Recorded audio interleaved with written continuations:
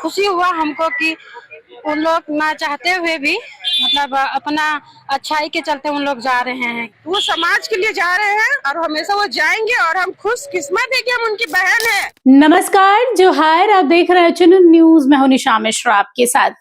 इतिहास गवाह है कि जब जब आप गरीब मजदूरों के लिए, गरीब समुदाय के जो लोग आते हैं, जो गरीब है, रोजमर्रा अपना कमा रहे खा रहे, उनके लिए अगर उनके साथ कोई शोषण अन्याय होता है तो जब जब आप आवाज उठाते हैं ना, आपको टारगेट किया जाता है।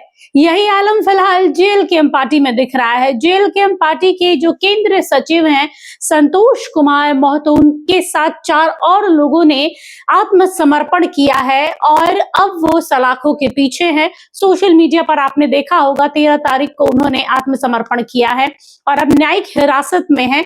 अब कानूनी कार्रवाई चलती रहेगी। क्या सच है क्या झूठ है निकलकर सामने आएगा, लेकिन जो मामला है वो है अक्टूबर 2025 का, जब रामगढ़ के गोला थाना क्षेत्र में पुलिस की पीसीआर वैन से 2 लोगों की मौत हो गई थी, जिसमें 2 आदिवासी समाज के लोग थे। यहाँ पर उनका नाम बताया जा रहा अजीत हेम्ब्रम और सागर हेम्ब्रम। इन की मौत के बाद से पूरे इलाके में एक कह सकते हैं कि एक दहशत का माहौल था कि पुलिस की गाड़ी से कोई कैसे मर सकता है या कैसे उनकी जान जा सकती है। जिसके बाद से इस घटना के बाद से कई आदिवासी समाज के लोग सड़क पर उतरे, स्थानीय लोगों ने हल्ला बोला। इसके साथ ही कई पार्टी के लोग भी सामने आए, जिसमें जेल कैंप के कार्यकर्ता और नेता भी थे, जिसमें यहाँ पर संतोष महतो भी थे और उनके साथ ये 4 लोग भी थे। जिसके बाद आम जनता पर तो कोई एक्शन नहीं लिया गया, लेकिन जेल कैंप के जो नेता थे, जो कार्यकर्ता थे, उन पर जरूर एफआईआर दर्ज किया गया है और उसके बाद से ये कयास लगाए जा रहे थे कि हाँ, ये मामला कैसे सुलझेगा,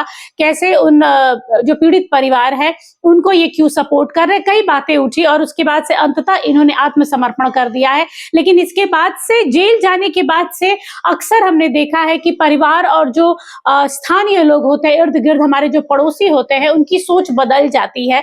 उन्हें लगता है जरूर इसने कुछ किया होगा तो गया होगा, लेकिन संतोष महतो के केस में उल्टा है। उनकी, चाहे वो उनकी धर्मपत्नी हो, चाहे उनके पड़ोसी हो, चाहे स्थानीय लोग हो, चाहे पीड़ित हो, सब बहुत खुश हैं। जी हाँ, उनके चेहरे पर वो डर या फिर वो भय नहीं नजर आ रहा है जो एक मुजरिम के जेल जाने पर उनके परिवार के चेहरे पर आता है। उनके परिवार का कहना है कि उन्होंने एक ऐसे काम को चुना है जो पीड़ित थे, जिनके परिवार के बच्चों को उनसे छीन लिया गया है, उनके लिए वो आवाज उठा रहे थे और नेक काम कर रहे थे। नेक काम के लिए अगर उन्हें एक बार क्या 100 बार भी जेल जाना पड़े तो गलत नहीं। आइए सुन लेते हैं क्या कहा उनकी पत्नी ने और स्थानीय लोगों ने। हम तो बहुत खुश हैं कि अच्छाई के लिए गए हैं, कोई बुरा काम के लिए नहीं गए हैं। किसी दुखित परिवार का भलाई के लिए ही गए थे, उसमें जाकर के माथा फोड़वाए।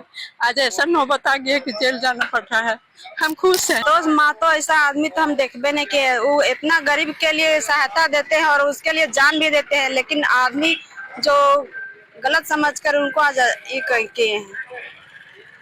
तो क्या लगता है संतोष महतो कमजोर हो जाएंगे कि आप लोग और मजबूत करने के? हम लोग और मजबूत करेंगे उसको। चलिए, आप कौन हुए उनके? उनका बहन है जी। मुझे बहुत खुशी हुआ कि जो लोग इस दुनिया में नहीं रहे, उन लोग के लिए लड़ते लड़ते उनका इस तरह का मतलब जो किया गया, उनको नहीं होना था, उन लोग कर दिया। तो ये बहुत खुशी हुआ हमको कि उन लोग ना चाहते हुए भी मतलब अपना अच्छाई के चलते उन लोग जा रहे हैं, कि उन लोग का कोई गलती ना होने के बावजूद भी इन लोग के ऊपर आरोप लगा और इन लोग गए। ऐसे संतोष महतो का कमी कैसे पूरा होगा? क्या आप आज के बाद जो है संतोष महतो के कामों में भाग लेंगे? हाँ, जरूर लेंगे।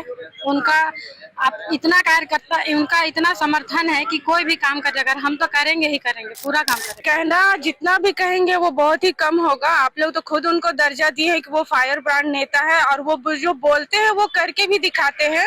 हम लोग तो अपने हैं, हम लोग कुछ बोलेंगे तो हम लोग तो उनका बढ़ावा ही बोलेंगे, लेकिन समाज के बीच भी आप उन लोग का उनका सारा वीडियो भी देखिए कि वो कहाँ गलत थे।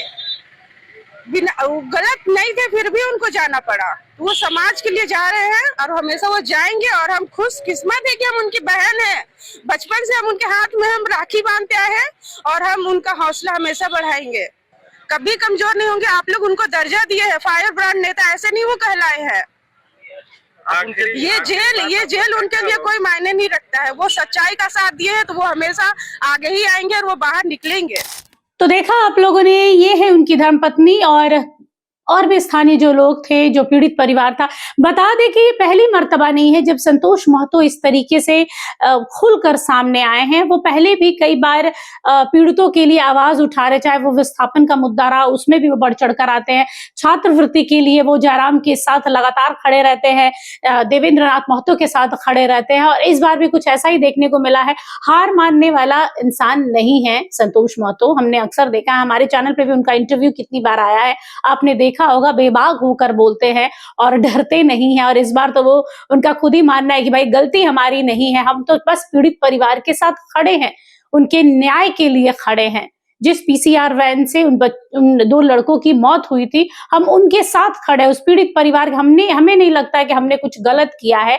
अब न्याय अदालत के हाथों में है। आने वाला वक्त बताएगा कि कौन सही था, कौन गलत था, पीड़ितों को न्याय मिलता है या नहीं मिलता है। सब कुछ भविष्य के गर्त में छिपा हुआ है। लेकिन पहली बार देखने को मिला है जैसे कोई वीर हमने इतिहास में देखा है, जो ऐतिहासिक पुरुष रहे हैं, कि जब वो सलाखों के पीछे जेल में जाते थे ना, तो उनके परिवार, पीछे से उनके परिवार, उनके समाज के लोग, चेहरे पर शिकन नहीं आती थी। वही संतोष महतो के जाने के बाद भी इनके चेहरे पर शिकन नहीं है, बल्कि खुशी है कि हाँ, एक नेक काम में वो सलाखों के पीछे गए हैं। फिलहाल के लिए इस खबर पर बस इतना ही। देखते रहिए HNN न्यूज। नमस्कार, जोहार। अगर आपको हमारा ये वीडियो अच्छा लगा तो इसे लाइक करें, शेयर करें और हाँ, सब्सक्राइब करना ना भूलें।